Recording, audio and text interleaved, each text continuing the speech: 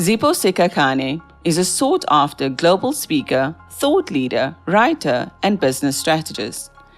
She also serves on several boards and has a Master of Business Administration from Stanford University in the United States.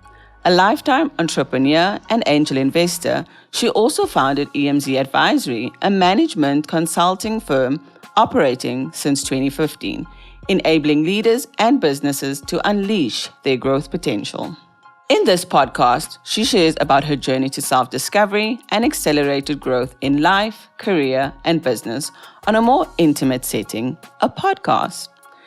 Welcome to Mastery Sessions with Zipho. Confidence. It is indeed about having the right state of mind.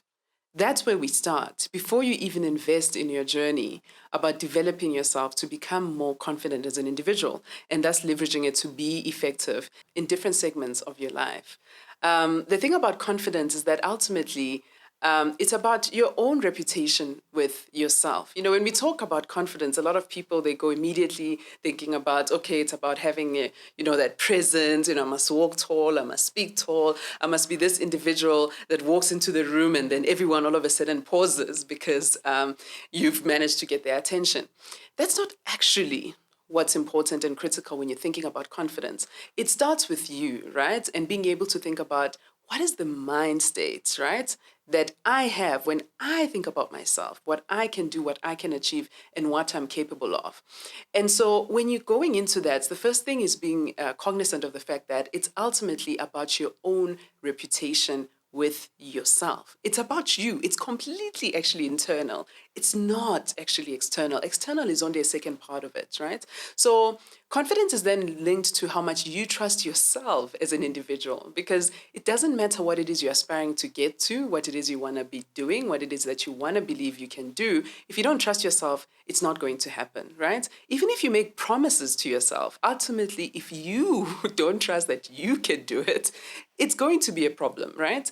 And let's be honest, there's this challenge, right, that we have as human beings, that our minds easily then go to, the other side. The moment you're trying to trust yourself and you're saying, I believe I can do this, and you're acting from a place of confidence, we are the ones first who start sabotaging ourselves. Things like the imposter syndrome, things like the inferiority complex. I mean, these are things that we know, and most of us actually have. So I don't even want to have a discussion about, but do I have it or not? Is it there or not? That's not the debate. We all have it. There's different levels of it. What's important is to recognize it when it comes up and then realize it's when it gets into action, realize when the imposter is the one in the driver's seat and say, you know what, this is not me.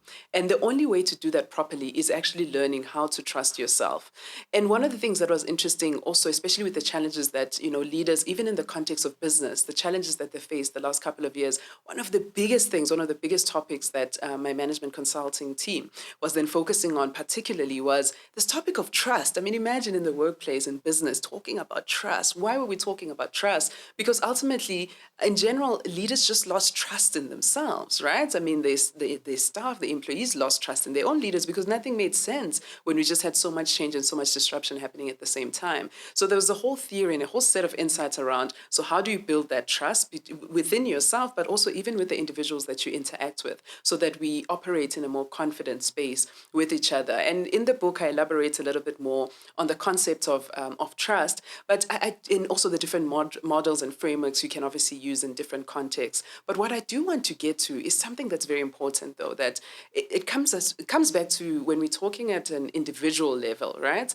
This thing around how do I come back to building trust with myself? Because yes, you can work with trust with others, but how do I build trust with myself? Because that's what will enable your confidence, right?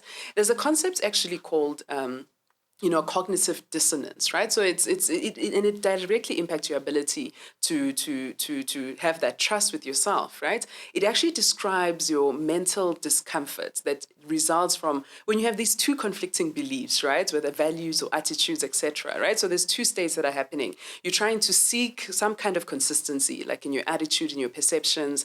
But then there's this conflicts, right? Whether it's a feeling of unease or discomfort. Remember, that's the imposter. That's the fear saying you're not good enough, right? It's coming in the room. It's trying to dominate, right? And it can get quite personal, right? Those beliefs that you might have, right? And if anything, the more those beliefs take the driver's seat, the more the dissonance actually increases, right? And it can even influence how people feel, right? About you because you project it. I mean, if you walk into the room appearing as if I'm less than, right? With that negative stance, it's an energy thing, to be honest. It comes across, right? It really comes across. And people like to believe that they're logical, consistent, and they're really good at making decisions. But unfortunately, cognitive dissonance can actually interfere with the perceptions that people hold, about you, and also obviously what you believe you can achieve, which can also then create just a lot of discomforts that we don't need to be able to be successful. Now, to minimize this discomfort, right? There's different ways, right? But we tend to make sure that you need to seek out information that also disputes some of the biases as they're coming through, right? And this is a phenomenon that happens, but we need to make sure that we dispute and basically be able to tell yourself and others in that moment and say, look, I believe I'm making up a story about myself right now that is not true because of said facts. That's how you get to a point where you eliminate that. So there are different ways that you can leverage, right?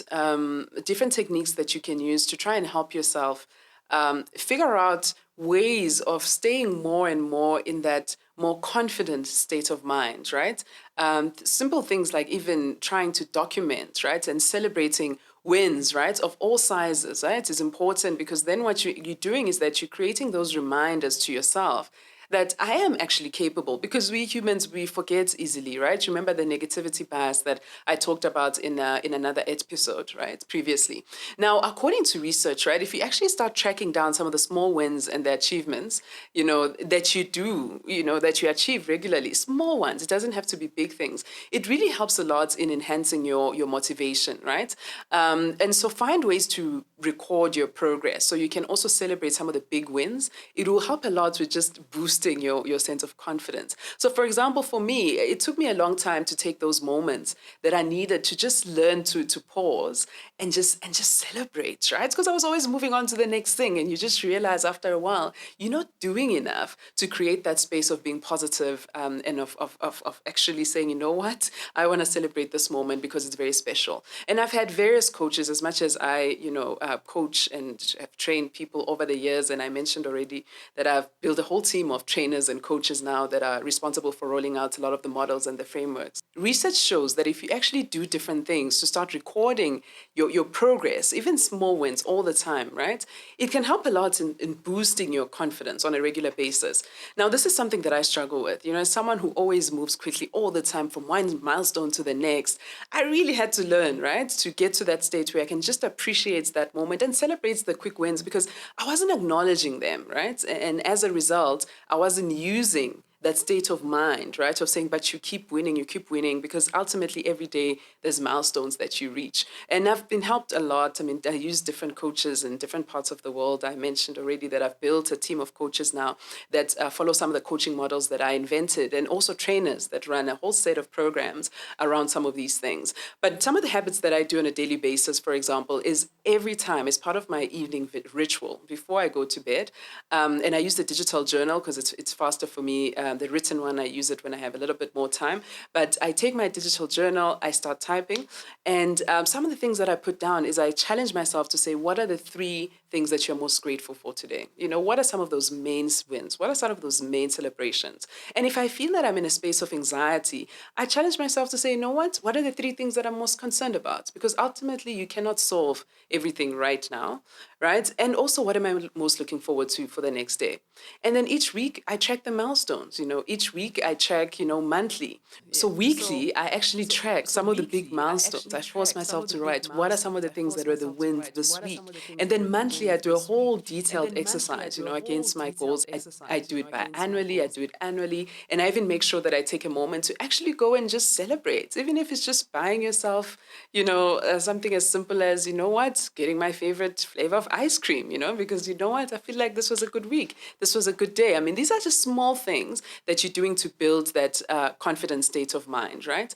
And what it will do is that as you're progressing, those moments where you could feel defeated, you go back to the progress that you've made, right? It's called the progress principle. And you're literally just saying, what is the progress that I've made that is meaningful to me, that's keeping me motivated, it's keeping me going so that I can make sure that I get the stimulus that I need to get to the other side. And it will help a lot because as humans, we naturally sometimes just see way too many problems, right? And we'll always do that, right? Because of our survival instinct of always looking for risk. But ultimately, that progress will continue to happen when we're able to identify what are the things that are helping me stay a little bit more sustainable when it comes to my progress. Okay. And also in the context of celebrating small wins, right? I want to use the example of an everyday object that we all use, the light bulb, right? I mean, this was invented a while back, right? It's documented to have been invented by Thomas Edison, right? He was documented to have actually invented the light bulb. I mean, this is fascinating. I mean, look at how much we use it all the time, everywhere, and have taken it to so many heights. And let's use him as an example, right? So to actually come up with something like that, right? I mean, he had to be someone who was very optimistic to really even believe in the whole idea. Remember, we've spoken about optimism. But what was key there, though, is that he then probably spent, I think the research says, over 10,000 times, right? 10,000 attempts working to create this light bulb, right? And some people would think, but he was failing 10,000 times. And he says, no, I haven't failed. If anything, I've just found ways, 10,000 ways that actually did not work, right? So if you use him as an example, right, the process of just repeating over and over again, you don't get defeated if you're using those moments and you say, you know what, actually, I have the belief, right, that yes, I can do this, but also I'm actually developing a state of mind that's basically saying to me, I'm going to celebrate those milestones as and when they happen. And from each milestone, he was tracking the progress. He was seeing what next, where to from here. And eventually, guess what? We had light. Right? So it's possible that even in that process, right, of celebrating successes, you will come across failures, and we've talked about failures a lot. But think about how do you then start shifting, right, your perspective as you're doing this process so that you are working in the right mindset, but also you are doing those small nudges that your brain needs to stay in the right mind space. The more and more you actually just focus on these small wins, right, as they're happening, it actually sparks a reward circuit, right, in your brain. I mean, your brain actually releases chemicals that give a feeling of pride, right, and actually being happy. Right? They make us want to keep going further and further, right, towards the next achievement. And that's what this is about, okay? I'm sure you're realizing that all of this is reflecting that for confidence to work, you need to have quite a bit of self-discipline, right?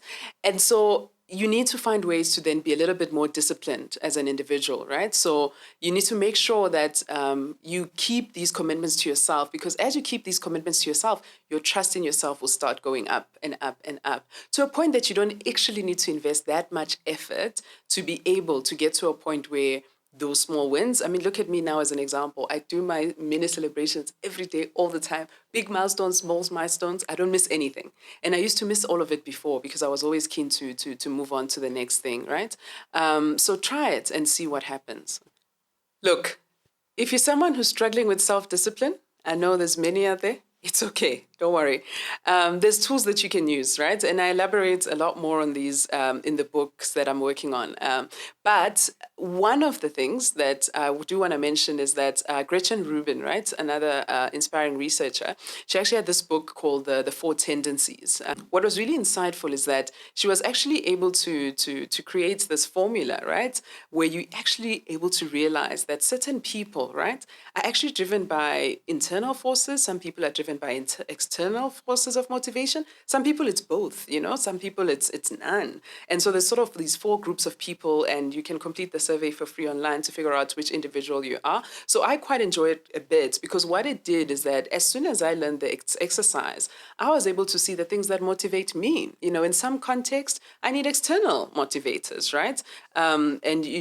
So let me give you an example, right? When I need to prioritize myself, because I struggle with it, sometimes when the imposter is saying, you know what, I don't matter, I'm not enough, I need reinforcement from the outside, and other people can help me to come back to myself. But sometimes, it's actually completely internal. When it comes to me and my fitness, when it comes to me being a visionary, going after my goals, getting things done, I just say, Zipho, get it done, and I get it done. I'm internally motivated in those points. So it's important to know which motivator drives you, and then leverage it and use it for the different things that you are trying to discipline yourself around. The more your self-discipline improves, the more proud you'll become, the more effective master of yourself you will be. And then, of course, you'll be able to then be more effective and more successful on your journey with confidence in particular.